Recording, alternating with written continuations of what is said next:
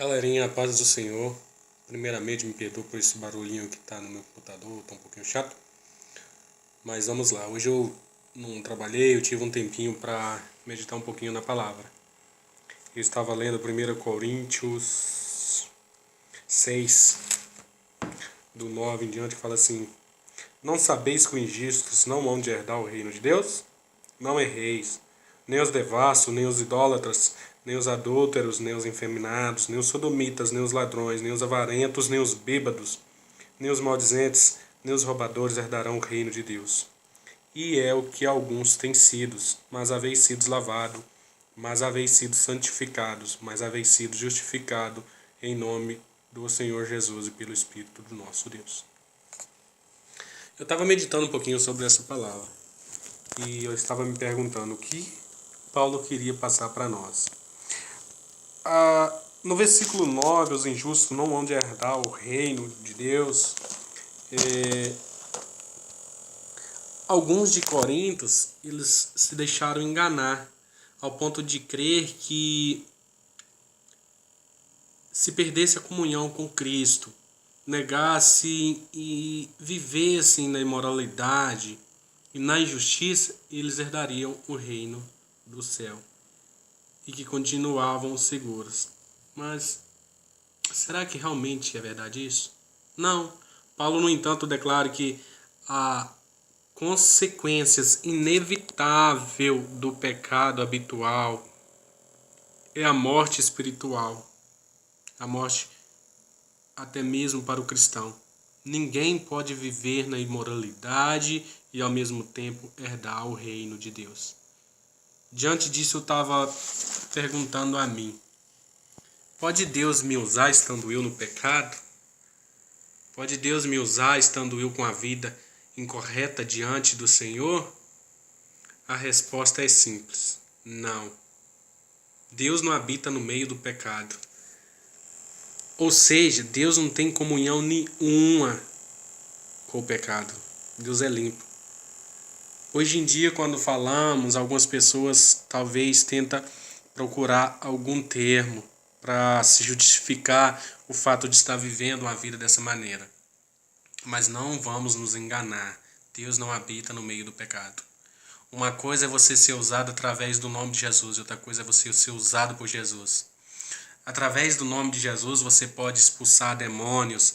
Através do nome de Jesus você pode operar milagre, fazer prodígios e maravilhas, se esse for o dom concedido a você. Mas existe uma enorme diferença entre você ser usado através do nome de Jesus e por o nome de Jesus. Sendo Deus limpo, justo e correto, Deus não habita no meio do pecado. Para você ser usado por Ele, você precisa estar com a vida reta e em santidade. Se uma pessoa estiver no pecado e usar o nome de Jesus, o milagre pode acontecer. Não é porque essas pessoas estão sendo usadas por Ele, mas porque esse nome de Jesus, tem poder. Mas para Jesus o realmente usar, é necessário estar com a vida reta. Todos nós somos falhos. Se eu falar com você que eu não sou falho, eu estou pecando. Se eu falar com você que eu não tenho pecado, eu já cometi pecado. Todos nós corremos um grande risco de cair. Aquele que está de pé, que vigie para que não caia. Mas não adianta nós querer ganhar o mundo inteiro e perder a nossa própria alma. A palavra do Senhor é bem clara. É bem clara, todas as coisas me são lícitas, mas nem todas as coisas me convêm. Ou seja, todas as coisas eu posso fazer. Todas as coisas eu posso fazer. Eu posso olhar a mulher do próximo e desejá-la. Eu posso ver um relógio ou uma camisa e pegá-la, roubá-la. Eu posso pegar, por exemplo, não estou ferindo a religiões, mas eu posso me prostrar diante de uma imagem, diante de uma escultura e adorá-la. Todas as coisas me são lícitas, todas as coisas me convêm, mas nem todas me convêm. Nem todas me convêm, nem todas eu posso fazer. Como cristão tem que fazer a diferença. Ser usado através do nome de Jesus não é ser usado por Jesus, não se deixe enganar. Hoje em dia, se a gente falar isso, dependendo da pessoa, se ela não ter sabedoria, ela vai te falar assim: Ou, se Jesus usou até um jumento, por que ele não pode me usar? Realmente, se eu falasse com você que Jesus não usou um jumento, eu estaria sendo hipócrita. Eu estaria duvidando do poder de Jesus. Porque Jesus, Deus, pode fazer todas as coisas da forma que Ele quer, com quem Ele quiser, no lugar que Ele quiser. Porque Ele é o Deus Todo-Poderoso. Mas o fato de Deus ter usado um jumento para falar tem alguma explicação.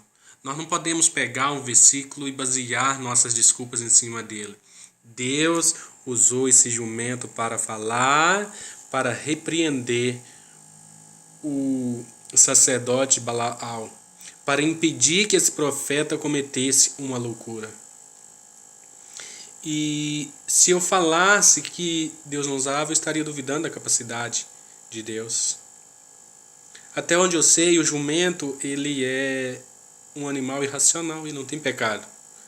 Ele não pensa como nós pensamos, ele não age da forma que nós agimos. Então, Deus usou esse jumento para repreender o profeta.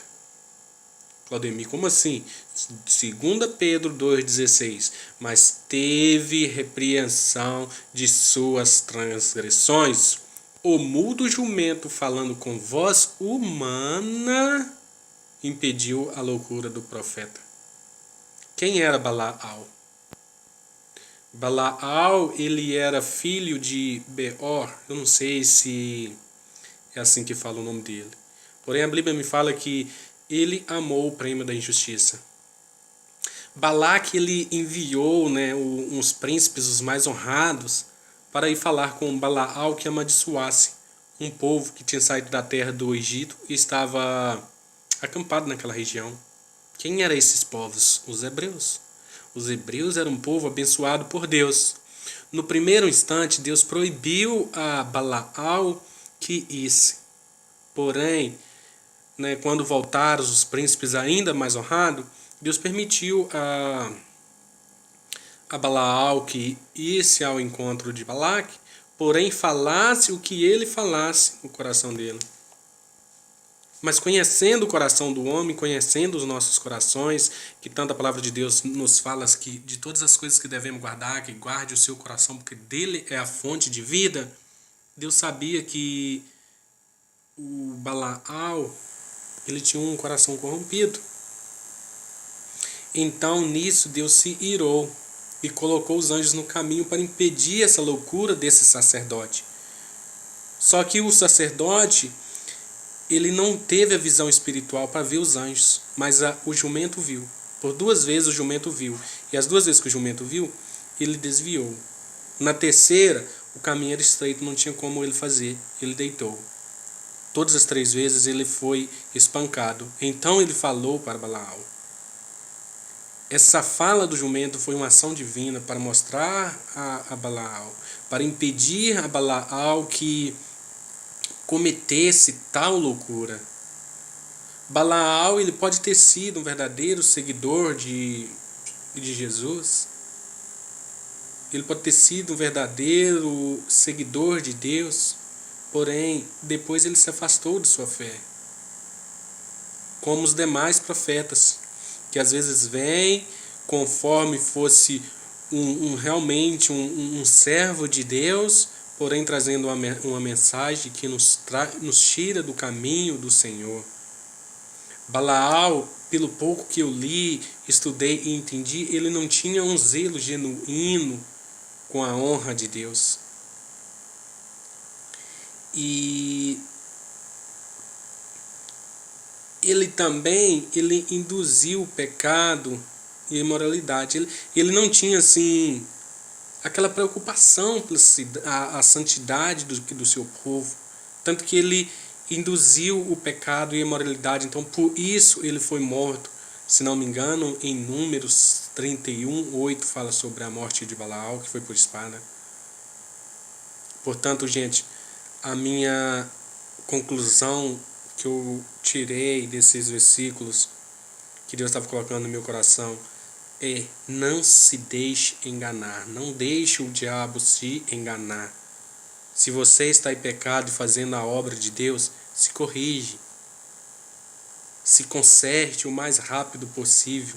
Não se deixe enganar com a manifestação de Deus através de sua vida, se você está no pecado. Através do nome de Jesus, muitas coisas podem ser feitas, mas através de Jesus, você não pode ser usado estando no pecado. É engano se alguém falar com você que você pode ser usado estando no pecado. Deus não é um Deus de bagunça. As coisas de Deus são limpas. Deus não habita em meio de pecado. E uma coisa é você ser usado pelo nome de Jesus e outra coisa é você ser usado por Jesus. Não tente ganhar o mundo inteiro e perder a sua alma. Se conserte. Se está vivendo no pecado, fazendo a obra de Deus, se conserte. Porque Deus não habita no meio de bagunça.